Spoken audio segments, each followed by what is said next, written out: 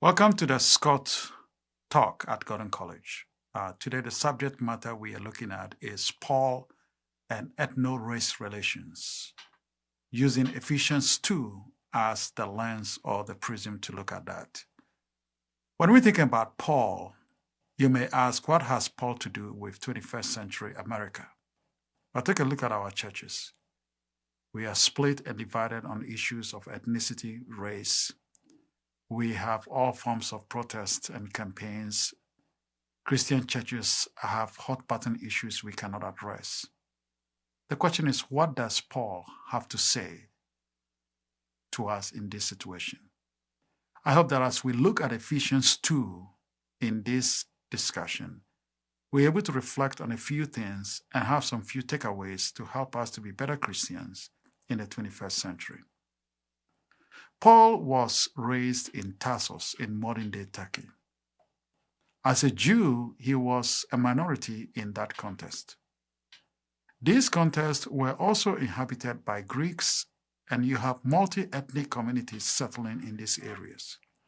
So in his own upbringing, he had to deal with various cultures, but as a Jew, he set himself apart to be a person from the people of God, dedicated to the cause of God and trying to do the right things as a Jew would do. Coming to Jerusalem to learn under Rabbi Gamaliel to be a Pharisee, he even became more on the strict side of Judaism, trying to just obey God's laws.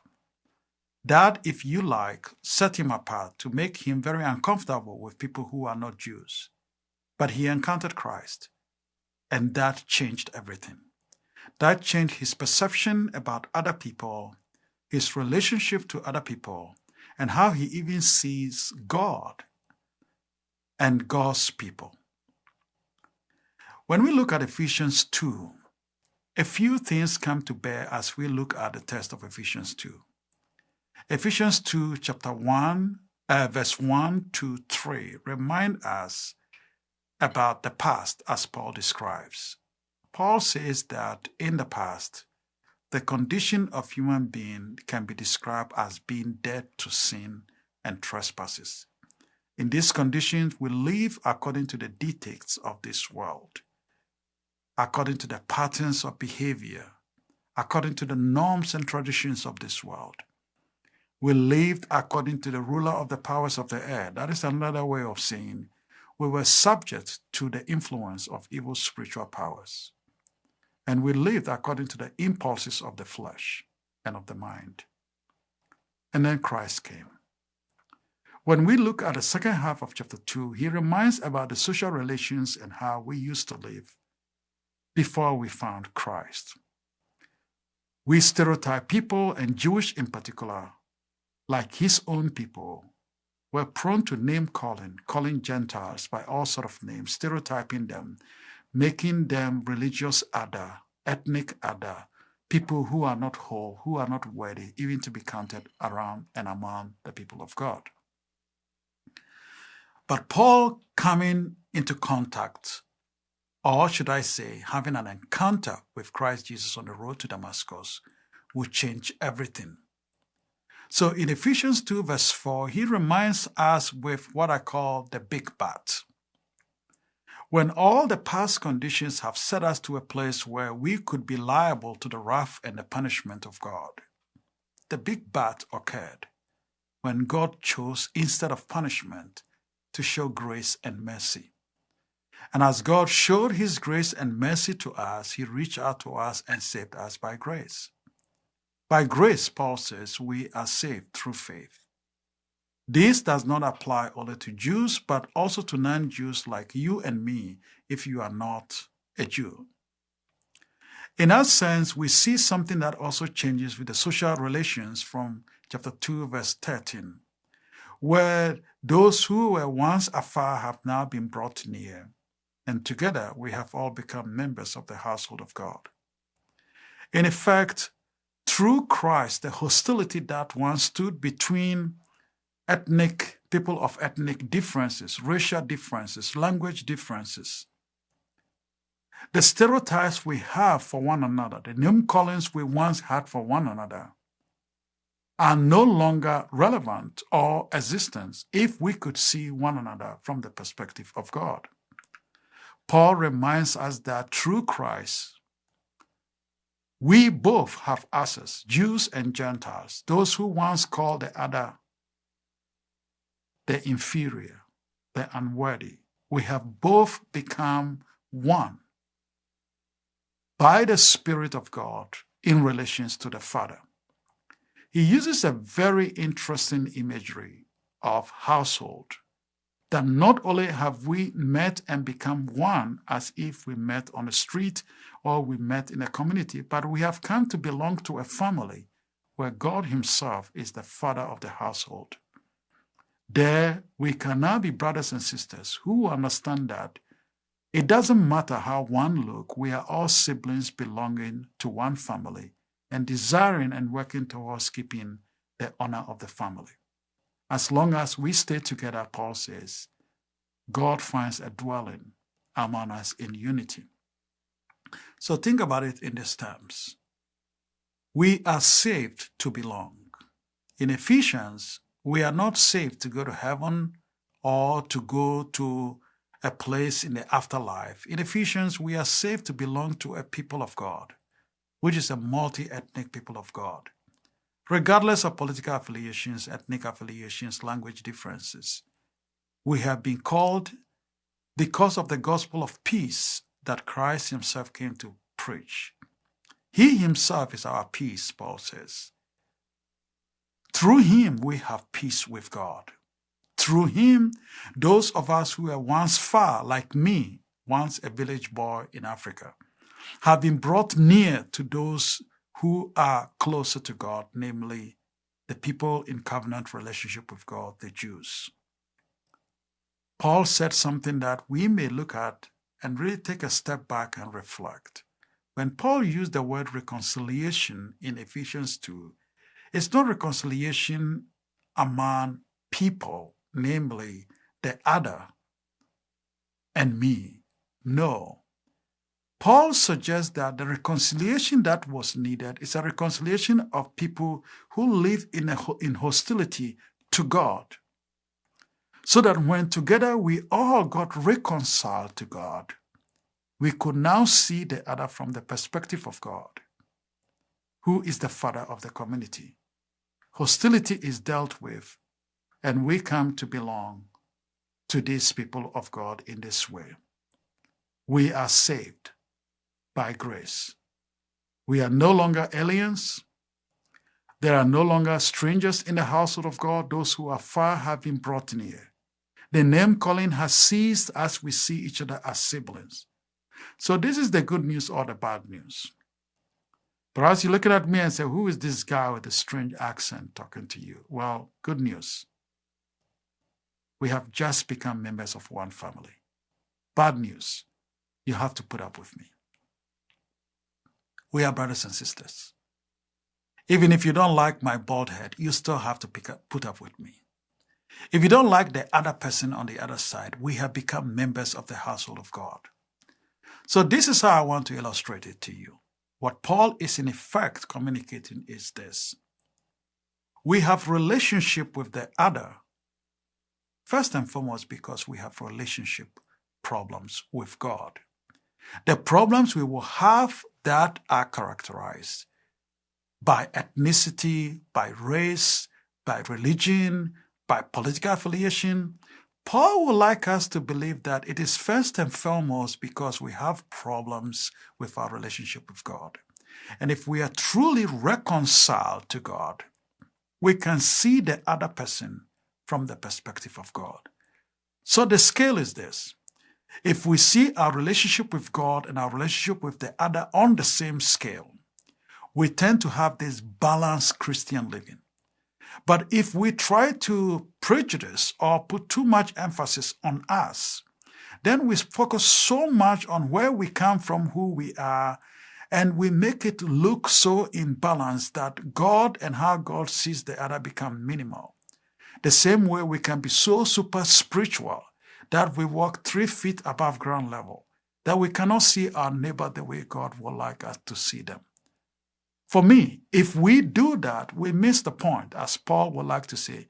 There is no difference between male and female, Jew or Greek, slave or free, for we are one in Christ. In Colossians, he would even say that Scythians, a group that was so despised in the first century, have become one with Jews and even those who will call themselves the elite in Christ Jesus. So 3 takeaways. What do we do to be able to live the life that God would like us to live? First, I encourage you to think alongside with me, to desire. 2, to learn. And 3, to act. By desiring, I am suggesting that we find the desire to be interested in the other person. If we are interested, we will find what we share in common in Christ and so relate. We find the motivation in us and the will, which we truly have to be able to communicate. And I would say, as we do so, we also want to remember that we have presuppositions. We have learned some things from our upbringing. We have learned some things that are not so true about the other in our upbringing and our social location. We are able to see that change if we have the desire to do so. This desire will be able to help us to be able to see ourselves for who we really are and see that, in fact, in a modern science, we are aware that the person who looks so different from me can actually use my body parts to survive. They may use my blood to be able to keep them alive. They may use something I have or I can bring biologically to be able to make them live. We have so much in common than we have in difference. Learn. I like to say that if you care to know, you will know to care. Learn about the other person if you are a Christian wanting to live well with your neighbor. Learn to know yourself. Be self-aware about the overemphasis we put on our accomplishments, on our upbringing, on our home, the pride that we have developed that is premised on very, very shallow foundations. Learn to know yourself. Learn to accept. Accept and recognize the other person. Accept and listen to the other person's story as true story. Listen with eagerness to do something about it. If you are a black person in the church, if you are a black Christian, listen to your white friends. Listen to their fears and concerns. If you're a white person, listen to your black friend. Listen to their fears and concern. You will be surprised to realize that what you all have in common is stronger than what you have to be different. Of course, this is of course for us in Christ. We are all made in the image and likeness of Christ. We are made in the image of God, and the doctrine of Imago Dei underpins what we're supposed to do and how we're supposed to embrace our identity to enable us to see the other from God's perspective. Learning includes listening. Granted, I did not say hearing. I said listen. Hear and lean in. Be interested. And finally, the takeaway, I would say, act, do something about it. Why don't you invite somebody in the church, in the community, at Gordon College for a meal? A person who looks so different from you, a person whose upbringing is different from yours, and get to know more about their stories. Why don't you share stories that you have learned about the other person? I've had occasion where I share stories about how my tribe discriminates against other tribes when I was growing up, and how I was growing up hearing all these things that could shape my sense of superiority that was actually premised on something baseless. And I also heard some of my white friends share with me how they were raised to believe that they are better off than some of the black fellows in the neighborhood, and after all, they are inferior, they are likely to commit crime, they are likely to cause all kinds of trouble. And as we share stories, I realize that the sense of superiority concept I develop is not so different from theirs. But one thing that holds those two together is pride and sin. that sin has a way of making us to exaggerate who we are and what we bring. Lean in, my friends. Lean in to accept the facts of the person you are dealing with. Lean in to accept the fact that we all desire to be loved and be loved. Lean in to embrace. It shouldn't be one-sided of the other needing to know about you, but lean in to know about the other. It is selfishness to just say, I want the other to know and to accept me. Learn to know about the other.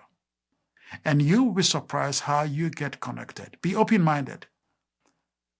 Avoid defensiveness when we are talking about race relations, please. I do encourage you with all humility. And I would say the fear factor is real. As I shared with a police officer fairly recently, I told the police officer that, does he know that the one thing that he has that I have in common is fear? That as a black man, when they pull me over, I am afraid of them. And so I may overreact. And they are afraid of me. And so they may overreact. But what if fear is surrounded at the foot of the cross in the community of Christ followers? Oh, how will love prevail if we do that? 3 quick stories and we end. The story of Jonah. Jonah's people have been taught to hate Assyrians who have prejudiced and actually mistreated them on many fronts. Jonah is called by God to speak to them to repent. Jonah knew the character of God, that if the people did repent, God would forgive them. And he didn't want that. He didn't want to go. So Jonah's cultural engagement was that hesitancy, was that of somebody trying to go away from what God wants him to do. And he learned the hard way. I don't think we want to learn the Jonah way. Certainly, we don't want to be in the belly of the big fish. We don't want to be like Peter either. Peter was so ethnic Jew and so Jewish in his mind, he doesn't want to kill and eat. And he had to learn the hard way. But when God revealed, he began to open up. But even that in Galatians 2, Paul reminds us he had to confront Peter about his ethno-racial prejudice against Gentiles. Peter was growing like some of my friends and myself. He didn't reach there yet like Paul. But the man I've been talking about this time is Paul, who wrote those fine words in Ephesians 2 for us. He grew up overseas, and those he had learned to hate, he realized that with Christ he can love them. With Christ he can see them as fellow citizens in the household of God. With Christ he could gain brothers and sisters. With Christ he will love those he was taught not to love. I hope that as you follow this Scot talk, that you may pause, take a step back and ask yourself as a Christian, what can I do to reach out to the one who looks different from me in the space I live in? I pray that together we come to realize that the Almighty God who made us all desire that we live at peace with one another. Never forget that image. He is our Father. We are siblings. He desires that we live at peace together. I hope as you listen, you found a brother that you didn't know you have. And that is me, a black man with freckles in my face. But I also hope I have gained a brother or a sister, a sibling somewhere. Let's make a difference. Let's show the world that for those of us who know Christ, something higher, something bigger, make us see the other person a different way and promote the peace that only the Prince of Peace can bring. Thank you and God bless you. And may you live to see God's peace in your home, in your work, in your environment, wherever you find yourself. Thank you.